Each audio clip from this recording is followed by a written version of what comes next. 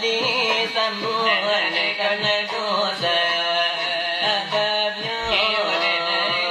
tu le basama le do baga alo le galo lagi lira la tibo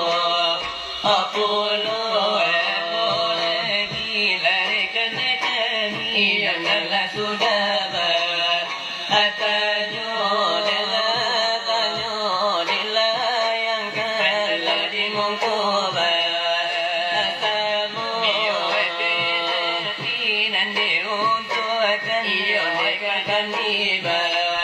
Ado